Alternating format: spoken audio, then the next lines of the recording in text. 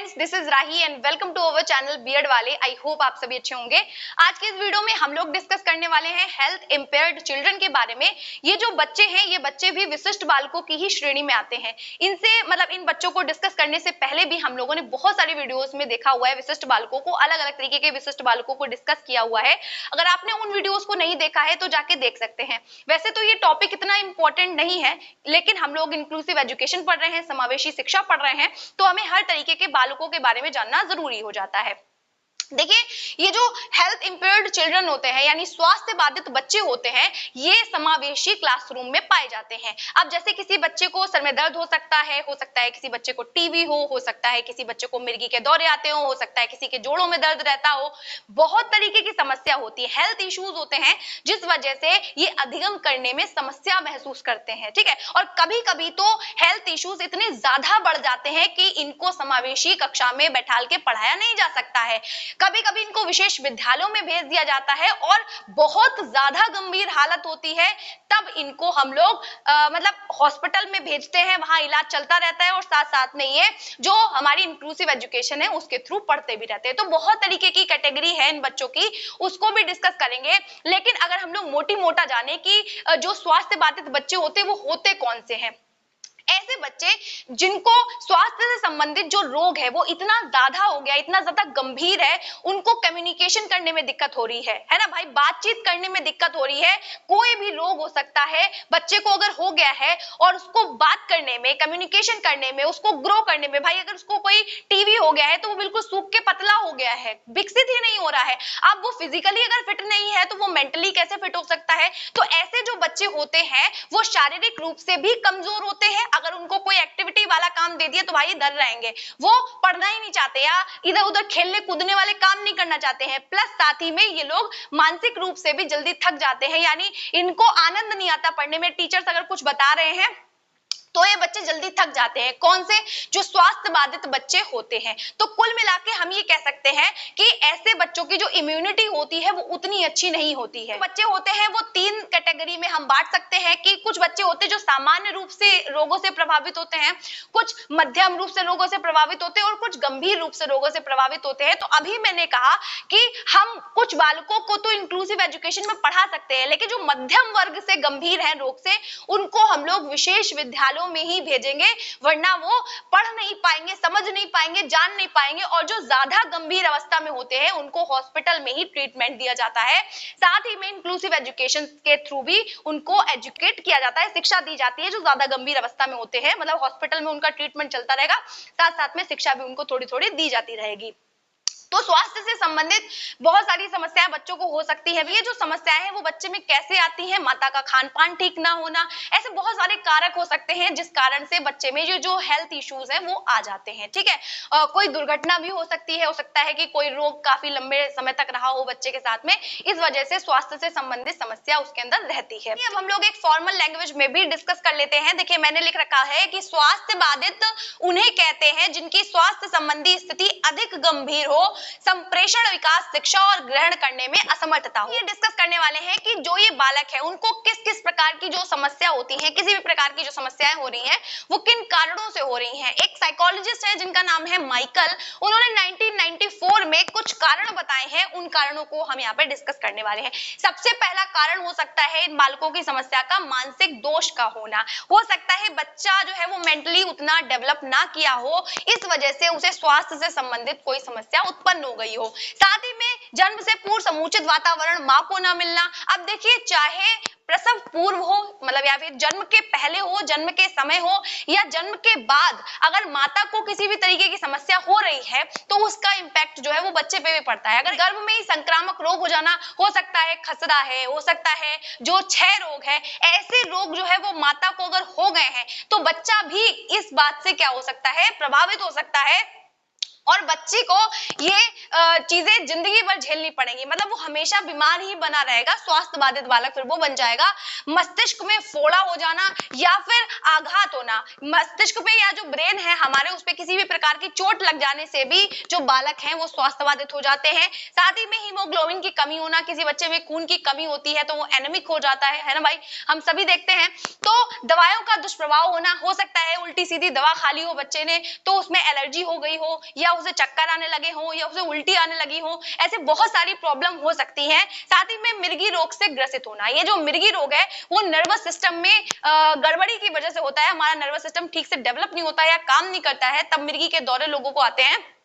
तो अगर किसी बच्चे का जो नर्वस सिस्टम है वो ठीक से काम नहीं करता है तो वो भी एक कारण होता है बच्चे की अस्वस्थता का। अब देखिए शारीरिक संरचना में दोष होना, अगर किसी भी प्रकार की मतलब संरचना में दोष है, किसी भी प्रकार की कमी है किसी बच्चे के शरीर में, तो उसको टेंशन हो जाती है, और टेंशन ही वो कहते हैं चिंता चिता के समान है भाई, तो बच्चा क्या है टेंशन लेने लगता है, इस वजह से भी बच्चा क्या है स्वास्थ्य बाधित बन जाता है। अब देखिए वंशानुक्रम, वंशानुक्रम क्या है, अगर माता पिता में किसी भी प्रकार का दोष है, किसी भी प्रकार की अस्वस्थता है तो उस चीज का प्रभाव जो है वो बच्चे पे भी पड़ता है। यानी हम लोग देखते हैं कि बच्चा जो है अपने इन्वायरमेंट और अपनी हेरिडिटी से चीजें सीखता है या लेके आता है, अपना जो भी आईक्यू है या जो भी चीजें हैं, जो गुण हैं, जो वर्च्यूज हैं, वो कहां से लेके आता है, ज्यादातर अपने माता पिता से लेके आता है। कि अगर किसी के पिता बहुत ज्यादा एग्रेसिव रहते हैं तो बच्चे का भी एग्रेसिव होना मतलब लाजमी है। तो इस तरीके से क्या है, कुछ जो गुण होते हैं, यानी अगर माता पिता में अस्वस्थता पाई जा रही है तो वो बच्चे में भी आ जाएगी। तो इस तरीके से क्या है, बहुत सारी समस्याओं के जो कारण है वो माइकल ने दिए थे।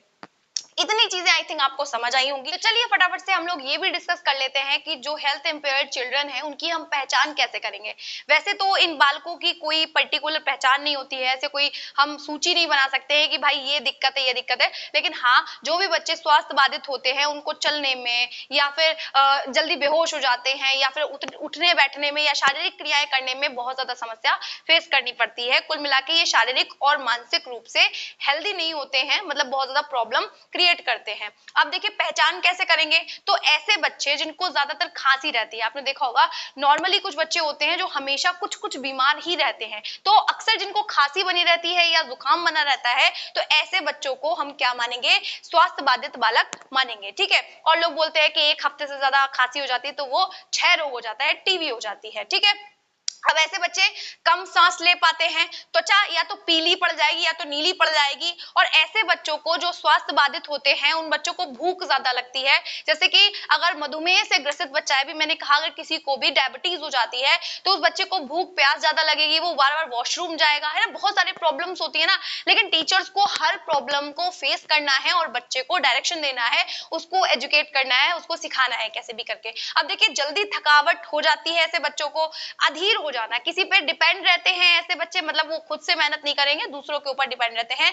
ऐसे बच्चे बहुत ज्यादा चिड़चिड़े होते हैं, अगर टीचर ने कुछ कह दिया तब भी झगड़ रहे हैं, अलग से भी क्लासरूम में झगड़ते रहते हैं। प्लस स्वभाव जो है वो इनका नॉर्मल नहीं रहता, जैसे कि जो नॉर्मल बच्चा है वो भाई शांति से बैठा है, टीचर्स आ रहे हैं तो उनके साथ भी अच्छा हंस खेल रहा है, बाकी ग्रुप में भी वो अच्छा बिहेवियर कर रहा है। लेकिन ऐसे जो बच्चे होते हैं जो स्वास्थ्य बाधित होते हैं, क्योंकि वो अपने शरीर से ही परेशान है ना, तो इस वजह से क्या है वो मेंटली भी डिप्रेस्ड रहते हैं, तो अच्छा बिहेव नहीं कर पाते हैं। ऐसे बच्चों में जिसमें ज्यादा पसीना आता है वो भी कैसे होते हैं, स्वास्थ्य बाधित होते हैं। साथ ही में भार कम होने लगता है, क्योंकि हम बीच बीच में बच्चे का हेल्थ चेकअप भी करते हैं, क्योंकि कोई भी स्कूल होता है, आप किसी भी स्कूल में जाएंगे तो बच्चे का हेल्थ सर्टिफिकेट पहले देखते हैं कि भाई बच्चा कितना क्या है, उसमें हीमोग्लोबिन कितना है, उसकी लंबाई कितनी है, चौड़ाई कितनी है, कितना खाता है या कैसा उसका बाहर है, मतलब सारी ही नॉलेज जो है वो रखी जाती है विद्यालय में कि बच्चा कैसे ग्रो कर रहा है ना भाई, तो वो सारी चीजें देखी जाती है। तो ऐसे बच्चे जिनका भार अचानक से कम होने लगता है तो उन बच्चों को ही हम लोग स्वास्थ्य बाधित बच्चे कहते हैं।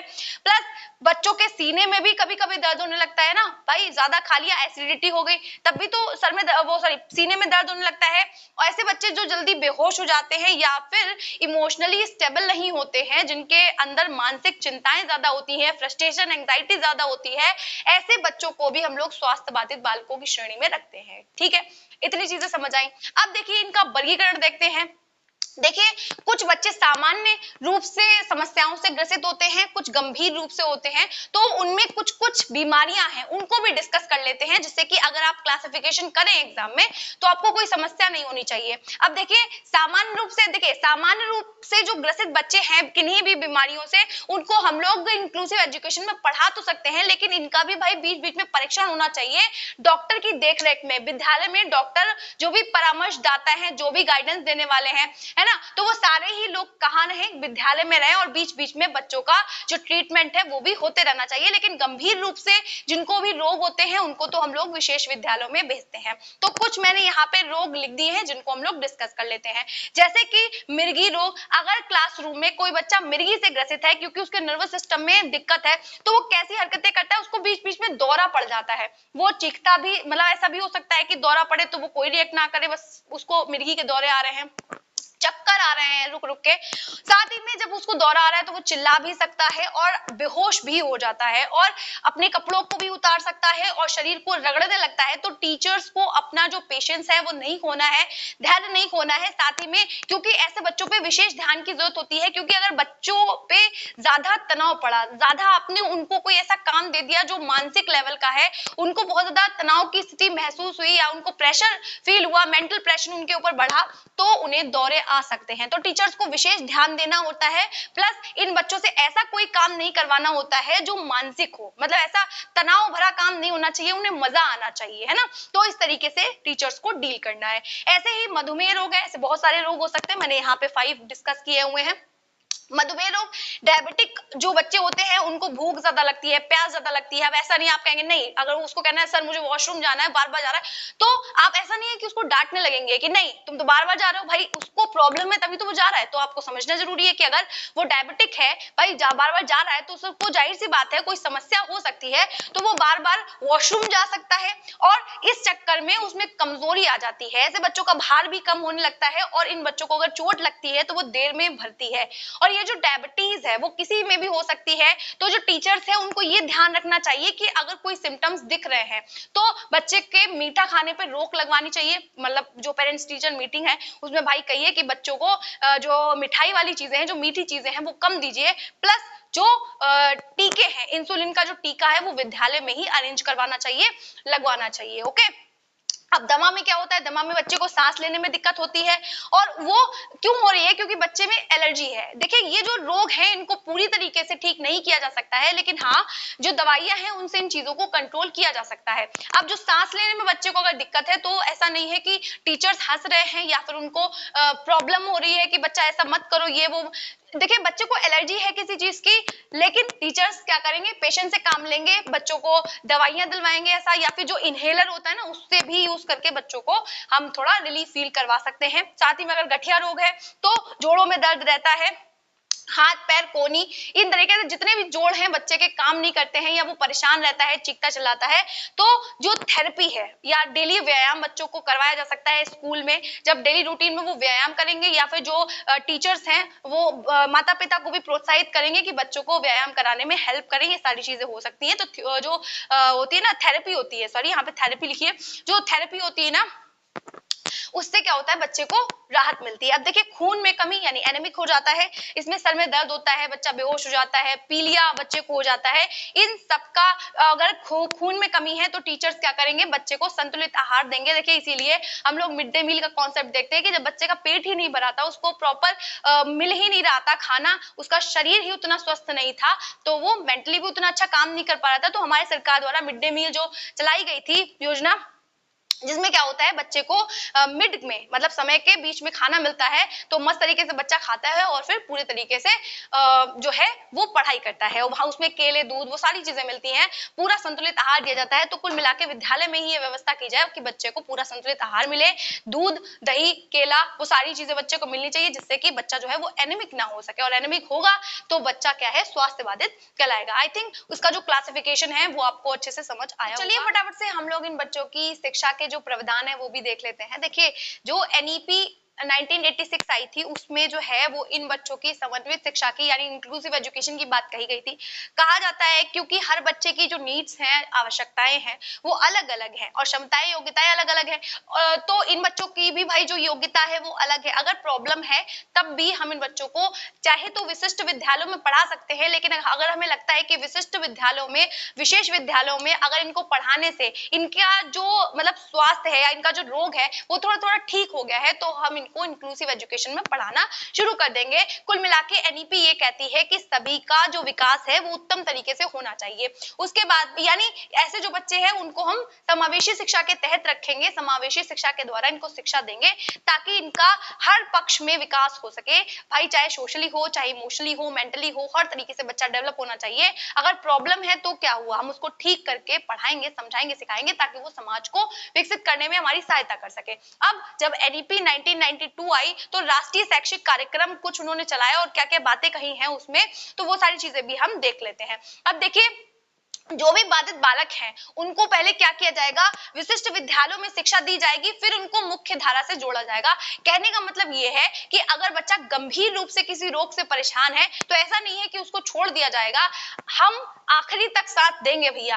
क्या है, अभी मैंने कहा सामान्य है, समावेशी कक्षा में बैठा देंगे। मध्यम, अगर उसको रोग है किसी तरीके का, मतलब थोड़ा गंभीर से थोड़ा कम हालत में है, तो क्या है, हम उसको विशेष विद्यालयों में पढ़ा देंगे। और बहुत ज्यादा गंभीर है तब भी हम उसको ट्रीटमेंट के साथ में थोड़ी थोड़ी एजुकेशन देते रहेंगे ताकि वो समाज की मुख्य धारा से जुड़ सके, है ना भाई। उनको भी तो समाज में ही रहना है, ऐसा तो नहीं है समाज से कहीं अलग चले जाएंगे। गंभीर रूप से बाधित बालकों को शिक्षा जो संस्थान है वो रोकेंगे नहीं, बंधन नहीं है बच्चों के लिए किसी भी बात का, वो किसी भी संस्थान में प्रवेश ले सकते हैं। प्लस वहां के जो टीचर्स है या फिर जो भी कार्यकर्ता है वो क्या करेंगे, पहले बच्चों का उपचार करवाएंगे, सहायता देंगे अपनी, ठीक है। अब विद्यालय में 2 तरीके के टीचर्स होने चाहिए, ऐसा प्रावधान रखा गया है शैक्षिक प्रावधान इन बच्चों के लिए कि एक नॉर्मल टीचर्स जो बच्चों को पढ़ाते हैं और दूसरे क्या है, शॉर्ट टीचर्स होने चाहिए।